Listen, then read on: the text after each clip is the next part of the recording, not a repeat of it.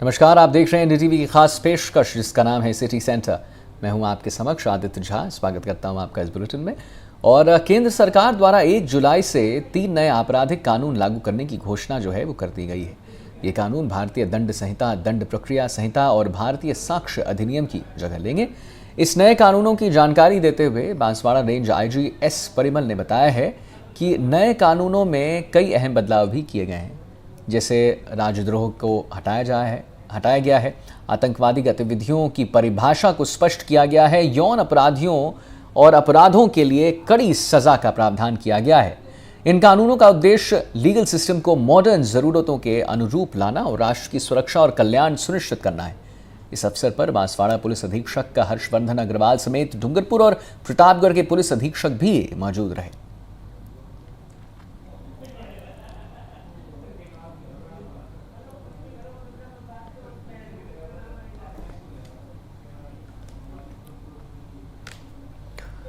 और वहीं राजस्थान में गर्मी का सितम कम होने का नाम ही नहीं ले रहा है। पानी की किल्लत भी लगातार बढ़ती जा रही है। जलदाय विभाग पेयजल व्यवस्था सुचारू करने और रहने की बात करता है, लेकिन आम आदमी पिछले कई दिनों से पानी के लिए इधर उधर भटक रहा है। बूंदी शहर में फिर पानी की किल्लत से आमजन परेशान है। यहाँ 1 दर्जन से अधिक कॉलोनियाँ ऐसी हैं जहाँ पानी समय पर नहीं पहुँच पा रहा है। भीषण गर्मी इतनी है कि कहीं दूर से पानी नहीं ला सकते। ऐसे में लोग जाम लगाने पर मजबूर हो गए हैं। शहर के बाईपास रोड इलाके में करीब 3 कॉलोनियां हैं और जहां पर पिछले 72 घंटों से पानी नहीं आया। अधिकारियों द्वारा सुनवाई नहीं होने पर लोगों ने जयपुर बाईपास रोड को जाम कर दिया है। लोग सड़क पर हंगामा कर रहे हैं। आक्रोशित लोगों ने पानी की मटकी भी फोड़ दी है और एक प्रदर्शन कर रहे हैं। वहां पर बर्तनों को लेकर लोग सड़क पर आ गए हैं और बैठ गए हैं। जाम की सूचना पाकर कोतवाली थाना पुलिस सहित पुलिस का जितना भी आला महकमा है वो मौके पर पहुंच गया है और लोगों को समझाने का प्रयास किया जा रहा है। मौके पर जलदाय विभाग के अधिकारियों को बुलाने की मांग पर प्रदर्शनकारी अड़े रहे हुए हैं और जाम के चलते सड़क पर दोनों ओर वाहनों की लंबी कतारें दिख रही हैं। प्रदर्शनकारियों में बड़ी संख्या में महिला पुरुष शामिल हैं। काफी समझाने के बाद करीब 1 घंटे बाद रोड जाम को हटाया गया है। पानी के लिए अपने जाम लगाया है। 72 घंटे के आसपास हो गए। अधिकारी बिल्कुल मौन है, झूठा आश्वासन दे रहे हैं। कल भी हम एक्शन साहब के पास मिल के आए थे। उनसे हमने कहा था कि हमारी सप्लाई को आप नियमित कराओ, लेकिन उनकी तरफ से हमें कोई संतुष्टिपूर्ण जवाब नहीं मिला। नतीजन ये रहा कि आज 72 घंटे हो गए। ईद का पर्व भी हमने बड़ी मुश्किल से मनाया। जाम लगाकर बैठे। जिला जलदाय विभाग के अधिकारी आएंगे, आश्वासन पे काम नहीं चलेगा, हम लिखित पे मानेंगे और हमें तुरंत प्रभाव से भी सप्लाई चाहिए पानी के लिए। रोज फोन करना पड़ता है पानी के लिए, रोज फोन करना पड़ता है। एक दिन भी ऐसा नहीं जाता जो फोन और नहीं उठाते हैं। 72 घंटे हो गए सप्लाई को हुए। वार्ड वासियों को क्या जवाब दें? और ये परेशान होते हैं रोज के रोज। 1 दिन 2 दिन 3 दिन हर डे यही काम है, पर डे यही काम है। और उनको ये दे भी दिया था हमने लिखित में, अगर भाई सप्लाई नहीं दी तो हम जाम लगाएंगे और आज ये नौबत आई है हमारे। अलवर में SSB सेंटर पर कार्यरत ASI की संदिग्ध परिस्थितियों में मौत हो गई है। ये मामला जो है लक्ष्मणगढ़ थाना क्षेत्र का है। शव को लक्ष्मणगढ़ थाना पुलिस में मौके पर पहुंचकर जिला अस्पताल की मोर्चरी में रखवा दिया है, जहां मृतक का पोस्टमार्टम करवाया जा रहा है और शव परिजनों को सौंप दिया गया है। जयंता वर्मा नाम का ASI असम का रहने वाला है और फैमिली क्वार्टर में अचानक उसकी तबीयत खराब हो गई थी। उसे अस्पताल में भर्ती जब कराया गया तो लेट हो गया था, क्योंकि डॉक्टरों ने उसे मृत घोषित कर दिया। अभी मौत होने के मामले में किसी भी तरह की कोई खुलासा जो है वो नहीं हुआ है, लेकिन पोस्टमार्टम रिपोर्ट आने के बाद मौत के कारणों का पता जरूर लग जाएगा।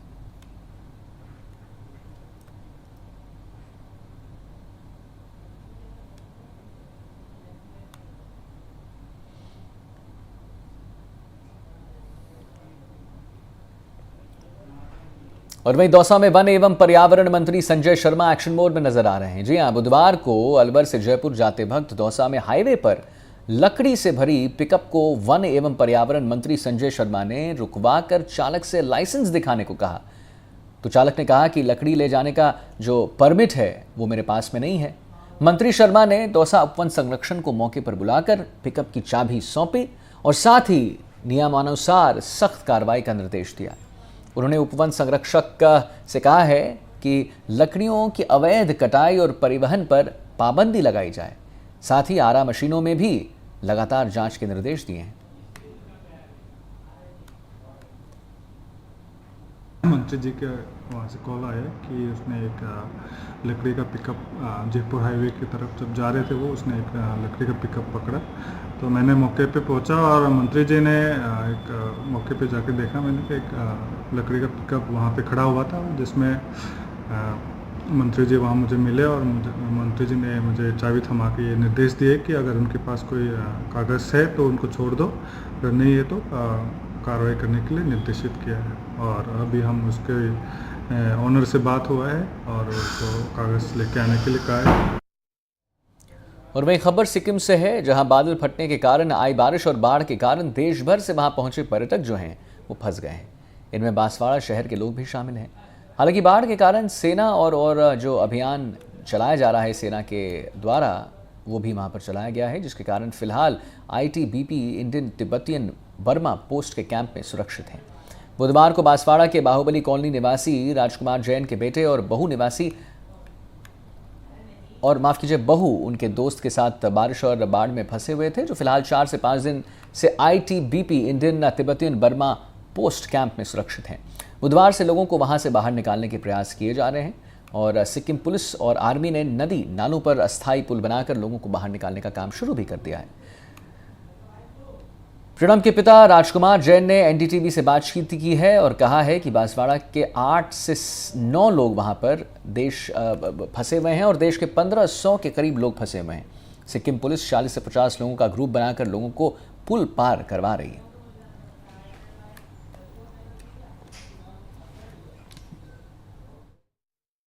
तिब्बत में भारी बरसात और लैंडस्लाइडिंग के चलते कई परिवार फंस गए हैं और राजस्थान सहित पूरे देश के कई सैकड़ों परिवार हैं फंसे हुए हैं और वो निकलने का प्रयास कर रहे हैं। बांसवाड़ा से भी 2 परिवार यहाँ से गए थे। काफ़ी जो युवा हैं वो वहाँ पे फंसे हुए हैं कई दिनों से, उनके परिवारजन हमारे साथ में हैं, उनसे पूछते हैं कि वो कब यहाँ से गए थे और अभी क्या स्थिति है। सर, आपका नाम? राजकुमार जैन। आपके यहाँ परिवार से कौन कौन गए थे यहाँ से? मैंने से बेटा और उसकी बहू गई थी। कब गए थे? 9 तारीख को यहाँ से निकले थे जी। और 10 को अहमदाबाद पहुँच के और फिर वहाँ से फ्लाइट से गैंगटॉक गए थे। गैंगटॉक से वो लांचुंग गए थे। 12 तारीख को वहाँ पहुँचे और 12 को वापस वहाँ से लांचुंग से नीचे रिटर्न होते हुए लैंडस्लाइडिंग बादल फटने से लैंडस्लाइडिंग चालू हो गया और बहुत ज़्यादा हो गया और ट्रैफिक जाम हो गया। 4-5 घंटे वो रास्ते में ही फंसे रहे। बारिश आ रही थी, टेम्परेचर माइनस से भी और काफ़ी डाउन था। आपको सूचना कैसे मिली, कब मिली?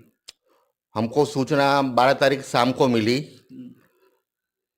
क्योंकि नेटवर्क वगैरह सब बंद हो गए थे और कुछ टाइम के लिए नेटवर्क जो चालू हुआ तो सूचना मिली हम यहाँ फंसे हुए हैं। इतनी ही बात हुई, उसके बाद कोई फ़ोन नहीं आया।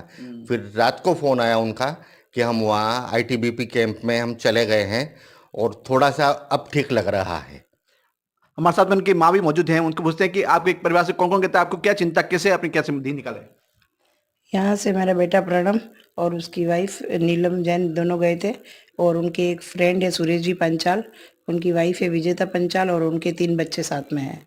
ये सब लोग गए थे, लेकिन वहाँ पे बच्चों के जाके बाद में -7 डिग्री टेम्परेचर में एकदम और इस तरीके से बादल फटने से बाढ़ आ गई और ये परेशान हो गई वहाँ पे बहुत। तो हमको भी टेंशन होने लगी कि अब आगे क्या होगा ये। तो फिर बच्चों वो अच्छा हुआ कि उनको ITBP का कैंप मिल गया तो वो वहाँ पे रह गए, तो वहाँ उनको सुरक्षा मिल गई। लेकिन अभी 5 दिन तक वहाँ परेशान रहे बच्चे और वापस अभी रिटर्न में आना है। उनकी 18 तारीख की टिकट थी, वो भी एयरलाइंस वाले मान नहीं रहे, वो भी टिकट इनकी कैंसिल हो गई है। और अब आगे अभी कल जैसे तैसे 7-8 किलोमीटर पैदल चल के आए हैं, कुछ गाड़ी में आए हैं, वैसे करते हुए गैंगटॉक पहुँच गए। लेकिन अब आगे का कैसे क्या होगा देखते हैं। अभी वो गैंगटॉक में है, लेकिन अपने आप को थोड़ा सा रिलैक्स कर रहे हैं कि अभी हम 1 दिन 2 दिन यहाँ रहें हम और थोड़ा अपने आप को रिलैक्स करें, उसके बाद हम यहाँ से निकलेंगे। आपकी जो भयावह बताई थी तो आपको कितना दुख होता, क्या आपने कैसे संभाला अपने खुद को?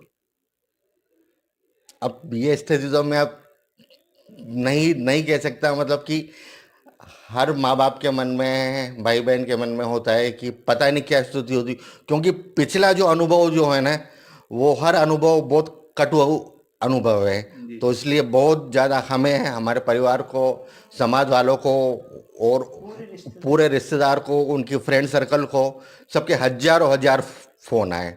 हमने यहाँ पर विधायक से भी बात की थी, उन्होंने ये आश्वासन दिया कि ठीक है हम बात करते हैं, आगे करते हैं, जो भी होगा वो तो वहाँ की गवर्नमेंट करेगी।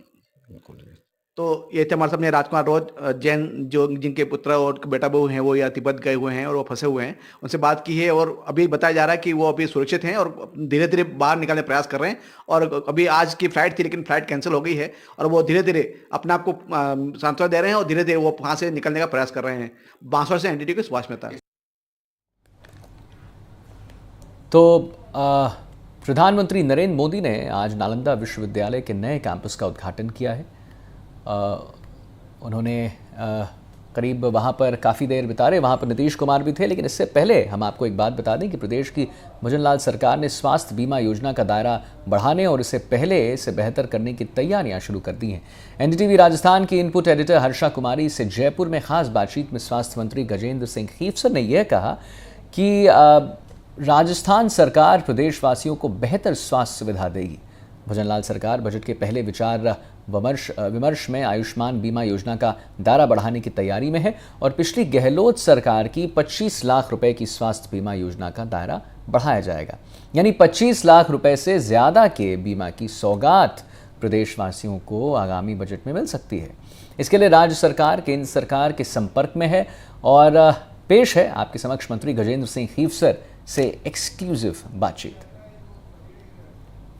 काफ़ी लाभ होने वाला है प्रदेश के लोगों को, खासकर जहां तक इंश्योरेंस की बात है। अब जल्द ही बजट पेश होने वाला है, लेकिन जो भजनलाल सरकार है और मंत्री जो गजेंद्र सिंह जी खीमसर है वो प्रतिबद्ध है इस बात को लेकर कि अब ज़्यादा मुआवजा मिलेगा। आपने ये तय कर दिया है कि जो पहले जो 25 लाख का बीमा मिलता था लोगों को, उसको आप बढ़ाएंगे। 25 लाख का जो बीमा था वो केवल एक राजनीतिक, एक पॉलिटिकल, एक वोटों को खींचने वाला फिगर दिया था। जो कांग्रेस सरकार ने 25 लाख का जो फिगर दिया, क्या आपको हकीकत मालूम है कि एक्चुअल में कितने लोगों को 25 लाख मिला? शून्य, जीरो। 13 लाख एक जने को मिला, 8 लाख 8.5 लाख 2 जनों को मिला। मेजॉरिटी जितने भी जो केसेस थे वो 3 लाख और बिलो थे। तो आप लोग इसको कितना बढ़ाने, मतलब अंदाजन कितना बढ़ाने? हम जो है, हम सीमा इसकी नहीं रखेंगे, हम बहुत ऊंची जाने देंगे, क्योंकि जो बोन मैरो ट्रांसप्लांट है, लिवर ट्रांसप्लांट है, लिवर आपकी किडनी ट्रांसप्लांट है, उसके अंदर तो गरीब के लिए बहुत पैसा लगेगा, हम सबको कवर करेंगे। और लास्ट बात ये है कि आपने अभी कहा था कि केंद्र से भी आपको इसमें आर्थिक मदद मिलती दिख रही है। जो अपने बुजुर्गों 70 प्लस के लिए उन्होंने जो किया है उससे हमें बहुत लाभ मिला, क्योंकि 70 प्लस के जितने भी हमारे जो जनसंख्या है उसमें हमें केंद्र का पूरा सहयोग मिलेगा।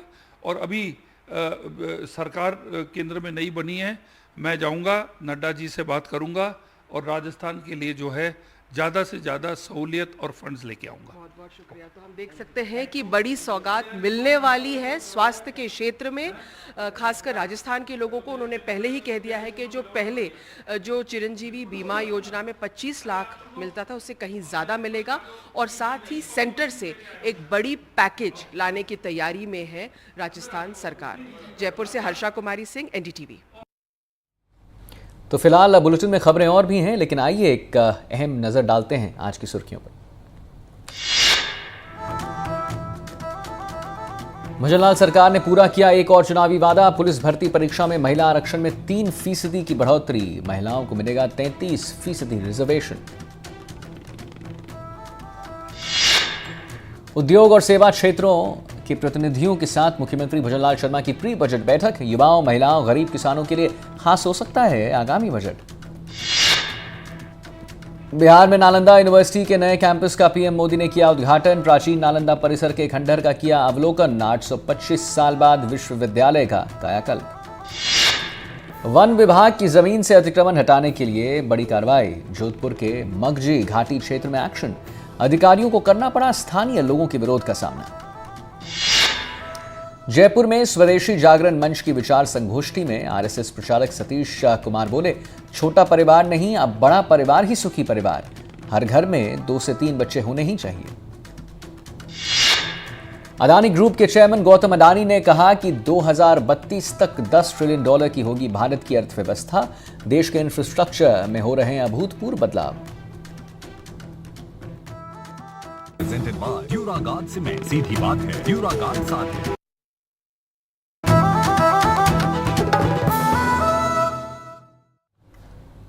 तो जैसा कि हम आपको बता रहे थे कि प्रधानमंत्री नरेंद्र मोदी ने आज नालंदा विश्वविद्यालय के नए कैंपस का उद्घाटन किया है।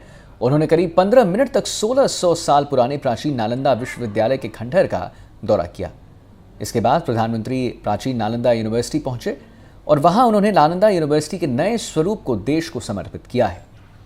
इस दौरान पीएम के साथ विदेश मंत्री एस जयशंकर, बिहार के राज्यपाल राजेंद्र विश्वनाथ, मुख्यमंत्री नीतीश कुमार भी नालंदा में मौजूद थे। विश्वविद्यालय पुनर्जीवित करने के बाद अब तक पोस्ट ग्रेजुएट और डॉक्टरेट स्टूडेंट्स माफ कीजिएगा, उनके लिए 7 स्कूल या डिपार्टमेंट बनाए गए हैं। इस समय विश्वविद्यालय में कुल 17 देश के 400 स्टूडेंट्स पढ़ाई कर रहे हैं। वहीं डिप्लोमा और सर्टिफिकेट कोर्स के लिए यहाँ 10 सब्जेक्ट्स में पढ़ाई होती है। कैंपस में एशिया की सबसे बड़ी लाइब्रेरी भी बनाई जा रही है।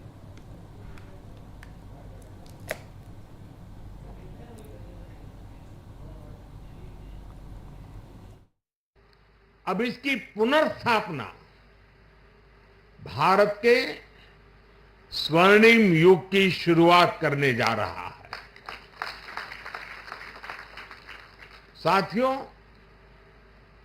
अपने प्राचीन अवशेषों के समीप नालंदा का नवजागरण, ये नया कैंपस विश्व को भारत के सामर्थ्य का परिचय देगा। और वहीं प्रधानमंत्री नरेंद्र मोदी ने नालंदा यूनिवर्सिटी के नए कैंपस का उद्घाटन किया है। जैसा हमने आपको बताया है, कार्यक्रम में मुख्यमंत्री नीतीश कुमार समेत 17 देशों के राजदूत शामिल थे। पीएम मोदी ने प्राचीन नालंदा विश्वविद्यालय के ये जो हमने आपको खबर बताई उसका उद्घाटन आपने देखा। और राजस्थान में पहला पूर्ण बजट भी पेश करने से पहले प्रदेश की भजनलाल सरकार ने बीजेपी संकल्प पत्र में किए गए एक और वादे को पूरा कर दिया है। भजनलाल सरकार पुलिस भर्ती में महिला आरक्षण 3% बढ़ा दी है। पुलिस भर्ती में अब महिला आरक्षण 30% से बढ़कर जो है 33% हो गई है। वर्तमान में राजस्थान पुलिस डिपार्टमेंट में महिलाओं की संख्या सिर्फ 10% है। इससे पहले मुख्यमंत्री भजनलाल शर्मा ने तृतीय श्रेणी शिक्षक भर्ती में महिला आरक्षण 30% से बढ़ाकर 50% तक करने की घोषणा की थी, जिसके बाद से प्रदेश की महिलाओं में उत्साह का माहौल है। प्रदेश में तृतीय श्रेणी शिक्षकों के 2,70,000 से अधिक पद भी हैं और इनमें करीब 60,000 पद खाली पड़े हैं जिन पर भर्ती होनी है। प्रदेश में अगर 60,000 थर्ड ग्रेड शिक्षक की भर्ती हो जाती है तो 30,000 पद महिलाओं के लिए आरक्षित हो जाएंगे। इससे पहले सरकार ने उज्ज्वला योजना की लाभार्थियों को भी 450 रुपए में सिलेंडर देने का फैसला लागू कर दिया था। और अब शिक्षा के क्षेत्र में घोषणा और फिर पुलिस भर्ती में महिलाओं का आरक्षण कोटा बढ़ाने से महिलाएं काफी उत्साहित हैं।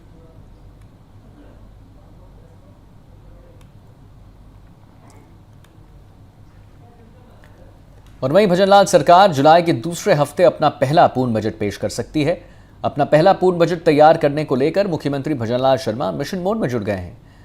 अलग विभागों के अधिकारियों के साथ बैठक कर प्री बजट चर्चाएं भी कर रहे हैं। और इसी कड़ी में आज उद्योग एवं सेवा क्षेत्रों के प्रतिनिधियों के साथ उन्होंने चर्चाएं की। बैठक में कई अधिकारी भी मौजूद थे। मुख्यमंत्री ने कल सचिवालय में एक बड़ी बैठक ली, जिसमें दोनों डेप्यूटी सीएम के साथ चीफ सेक्रेटरी और चिकित्सा एवं स्वास्थ्य मंत्री उपस्थित रहे। सीएम भजनलाल शर्मा ने जयपुर में सीएमओ में चिकित्सा स्वास्थ्य क्षेत्र प्रतिनिधियों के साथ बजट पूर्व संवाद भी किया है। और राजस्थान की वित्त मंत्री दिया कुमारी प्रदेश की भजनलाल सरकार का पहला पूर्ण बजट पेश करेंगी। यह राजस्थान की 16वीं विधानसभा का दूसरा सत्र होगा, जिसके लिए राज्यपाल कलराज मिश्र ने अपनी स्वीकृति दे दी है। विधानसभा का यह सत्र पूरी तरह से पेपरलेस होने वाला है और इसी कड़ी में सत्र के सभी सदस्यों को उनके सीट पर एक एक टैबलेट जो होता है वो मिलेगा।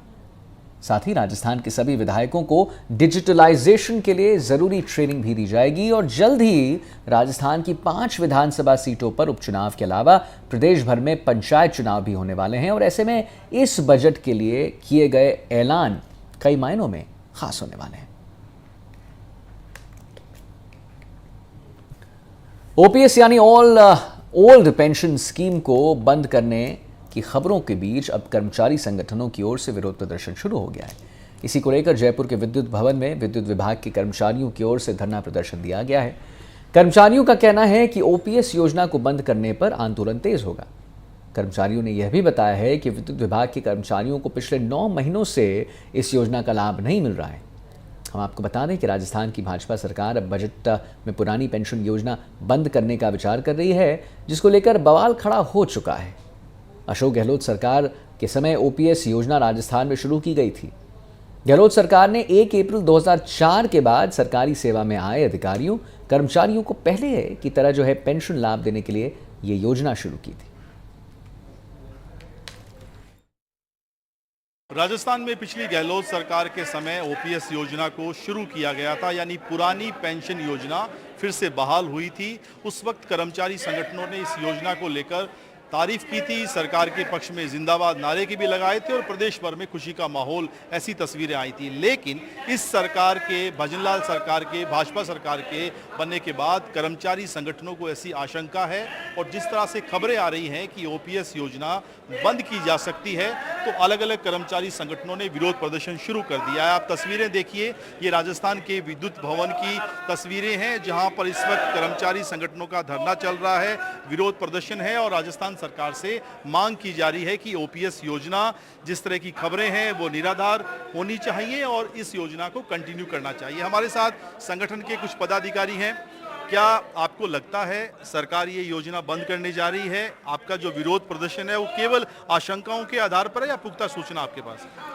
हमारे द्वारा निरंतर ओल्ड पेंशन स्कीम लागू करने के बाद गहलोत सरकार के लगातार 9 महीने से हम प्रशासन के पास निरंतर आ रहे हैं, लेकिन जो कटौतियाँ को बंद कर और पेंशन लागू करनी चाहिए वो अभी तक नहीं की।